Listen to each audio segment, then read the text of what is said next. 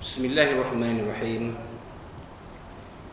Alhamdulillahi rabbil alamin. Wa bihi nasta'in ala umur dunya waddin. Nastaghfiruhu wa nastahdihi wa natubu ilaihi wa natawakkalu alaihi. Wa na'udzu bihi min shururi anfusina wa min sayyiati a'malina. May yahdihillahu fala mudilla lahu wa huwal muhtadi. وَمَا يُضْلِلْ فَلَنْ تَجِدَ لَهُ وَلِيًّا مُرْشِدًا وَلَا هَادِيَ لَهُ أَشْهَدُ أَنْ لَا إِلَهَ إِلَّا اللَّهُ وَحْدَهُ لَا شَرِيكَ لَهُ وَأَشْهَدُ أَنَّ سَيِّدَنَا مُحَمَّدًا عَبْدُهُ وَرَسُولُهُ اللهم صل وسلم وبارك على هذا النبي الكريم سيدنا وحبيبنا وشفيعنا وزهرنا ومولانا محمد المصطفى وعلى آله وصحبه ومن دعا بدعوته وتمسك بسنته وجاهد في سبيل الله إلى يوم الدين.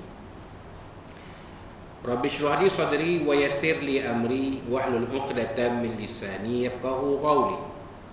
سبحانك لا علم لنا إلا ما علمتنا إنك أنت العليم الحكيم ولا حول ولا قوة إلا بالله العلي العظيم. اللهم افتح علينا حكمتك وانشر علينا من خزائن رحمتك يا أرحم الراحمين. اللهم أرنا الحق حقا وارزقنا اتباعه وأرنا الباطل باطلا وارزقنا اجتنابه. قال الله سبحانه وتعالى في كتابه العزيز أعوذ بالله من الشيطان الرجيم اليوم نختم على أفواههم وتكلمنا أيديهم وتشهد أرجلهم بما كانوا يكسبون. صدق الله العظيم. وقال نبينا سيدنا محمد صلى الله عليه وسلم من سلم المسلمون من لسانه ويده أو كما قال صدق رسول الله صلى الله عليه وسلم. وقال حبيبنا سيدنا محمد صلوات الله وسلامه عليه وعلى آله وصحبه من كان يؤمن بالله واليوم الآخر فليقل خيرا أو ليصمت أو كما قال صدق رسول الله صلى الله عليه وسلم. وقال الله سبحانه وتعالى في القرآن الكريم أعوذ بالله من الشيطان الرجيم ولا تقف ما ليس لك به علم. صدق الله العظيم. Tuan-tuan sidang Jumaat yang untuk sekalian rahimakumullah. Assalamualaikum warahmatullahi wabarakatuh. Amma ba'd. Alhamdulillah, alhamdulillah, pada tengah hari Jumaat ini 5 Jamadul Awal 1443 Hijriah bersamaan 10 Disember 2021 Masih, kita panjatkan setinggi puji dan syukur kita kepada Allah Subhanahu wa taala. Ya, kita telah pun sampai ke waktu tengah hari di mana seperti mana yang kita sedia maklum bahawa kita kaum muslimin ya diwajibkan untuk menunaikan solat fardu Jumaat ya, sembahyang fardu Jumaat di masjid-masjid ya, di surau-surau diri Jumaat ya, dan juga di surau-surau yang diberi keizinan untuk mengadakan solat Jumaat ya, termasuklah surau kita, surau Al-Falah IPK Perak ya. Jadi ya, marilah sama-sama tuan-tuan ya, kaum muslimin warga IPK Perak ya, menghadirkan diri ke surau Al-Falah ini ya, dengan seberapa segera ya, untuk ya, kita sama-sama mendengar khutbah yang akan disampaikan ya, dan seterusnya menunaikan solat fardu Jumaat sebagai satu kewajipan yang diwajibkan kepada kita ya, yang disebut di dalam Al-Quranul Karim ya, dalam surah Al-Jumu'ah Allah SWT berfirman a'udzubillahi minasyaitonirrajim ya ayyuhalladzina amanu idza nudiya lis-salati min yaumil jumu'ah fas'au ila dzikrillahi wa dzarul bai' dzalikum khairul lakum in kuntum ta'lamun. Sadaqallahu azim.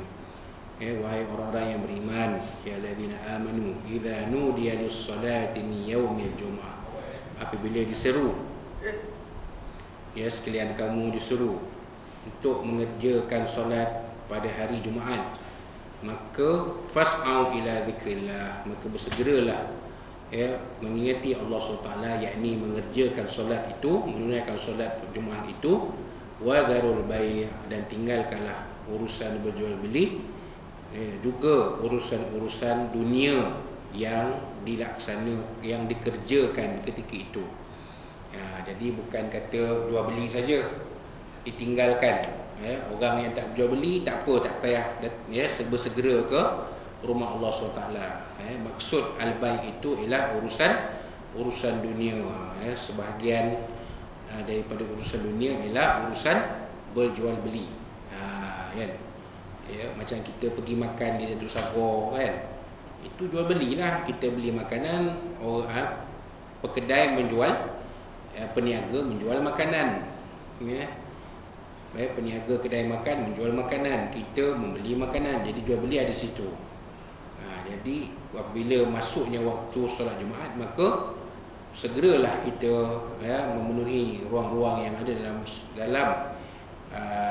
rumah Allah ini, dan tinggalkanlah urusan dunia yang ada. Kan urusan dunia itu boleh ditinggalkan untuk waktu itu sahaja. Apabila selesai, wa idza qudiyatus solat fantashiru fil ard waqtahu min fadlillah. Apabila selesai solat, maka bolehlah tuan-tuan bertebaran di atas muka bumi mencari rezeki yang dikurniakan Allah SWT. Kenapa? Dzalikum khairul lakum in kuntum ta'lamun. Itulah yang baik untuk kamu sekiranya kamu mengetahui. Kan? Jadi tuan-tuan yang dirahmati Allah sekalian rahimakumullah, antara urusan dunia yang kita elok tinggalkan apabila masuknya waktu Jumaat ialah berkenaan dengan media sosial. Sebab itulah kadang-kadang kita lihat ada khatib yang memasukkan dalam teks khutbah teguran kepada sidang Jumaat yang masih melihat kepada handphone masing-masing tatkala tuan khatib sedang berkhutbah, kerana perbuatan itu sebenarnya juga boleh menghapuskan pahala Jumaat. Walaupun dalam hadis Nabi hanya sebut idza qala wal imamu yakhutub yaumal jum'ati ansit. Apabila seseorang berkata tatkala imam sedang berkhutbah, walaupun dengan perkataan diam sekalipun, faqad laghaw, maka luputlah pahala Jumaat ni. Wa man lagha fala jum'atalah. Siapa yang lagha, yang luput pahala Jumaatnya, sia-sia pahala Jumaatnya, maka tiadalah Jumaat untuknya. Apa makna tiada Jumaat untuknya? Maksudnya sembahyang Jumaat itu sah sembahyang Jumaat tu, tapi pahala tak ada. Sebab tu Nabi kata fala jum'atalah, tidak ada Jumaat untuknya. Ni dulu-dulu Tok Bilal hafal hadis ni. Dulu-dulu Tok Bilal hafal. Pasal apa? Sebab lepas tu Bilal akan selawat, baca ayat selawat Nabi. Innallaha malaikatahu yusalluna 'alan nabi ya ayyuhalladzina amanu sallu 'alaihi wa sallimu taslima. Bilal dulu buat. Dan saya memang menyokong kalau nak diamalkan semula, dibuat semula. Saya sokong 1000%. Bukan 100% Pak ya, 1000% saya sokong. Sebab apa? Sebab itu peringatan kepada sidang Jumaat supaya meninggalkan urusan apa-apa yang berkenaan dengan dunia. Tinggalkanlah waktu imam sedang khatib sedang berkhutbah di atas mimbar. Termasuklah handphone yang ada pada kita, yang ada di dalamnya media sosial, adanya Facebook, adanya WhatsApp, adanya Twitter, adanya Instagram, adanya YouTube, adanya TikTok. Sekarang ni yang terbaru TikTok TikTok macam aja TikTok. Ni orang tua-tua kita ni tak reti pakai. Budak-budak, anak-anak kita memang pandai, tak payah ajar pun dia tahu macam mana nak guna TikTok. Bukan salah kita menggunakan perkhidmatan media sosial, tak salah. Benda itu teknologi. Benda yang tak ada zaman kita mula-mula dulu, yang ada sekarang ni sebagai teknologi semasa, kita boleh guna. Bukan kata kita menolak, kita tak menolak. Saya pun ada Facebook, saya pun ada Instagram, saya pun ada YouTube, saya pun ada WhatsApp, saya pun ada Telegram. Tapi kita gunakan media sosial ni untuk benda-benda yang bermanfaat. Contohnya kita menyebarkan kuliah agama, ceramah agama, kita menyampaikan nasihat, menulis dalam status kita tulis nasihat, kan? Berbuat baiklah sesama manusia, niscaya Allah Ta'ala akan memberi ganjaran yang terbaik. Itu tak apa, walaupun bukan hadis pun, tapi kata-kata mutiara tu, bila orang lain baca, orang lain akan dapat manfaat. Apatah lagi kalau kita berkongsi dalam media sosial ni ayat-ayat Al-Quran, hadis-hadis Nabi, kata-kata ulama, kata-kata hikmah ulama. Tapi yang kita lihat media sosial ni kadang-kadang apabila digunakan bukan pada perkara yang memberi manfaat kepada sesama manusia, dia jadi bahaya. Sebab apa? Sebab dalam surah Yasin kita baca, kan, setiap malam Jumaat kita baca surah Yasin. Setiap malam Jumaat Kalau kami di Padang Tembak memang setiap malam baca Yasin lah, malam Jumaat. Apa yang ada dalam surah Yasin? Al-yawma nakhtimu ala afwahihim wa tukallimuna aydihim wa tashhadu arjuluhum bima kanu yaksibun. Hari ini tu al-yawm tu hari ini tu apa? Hari manusia dikumpulkan di padang mahsyar.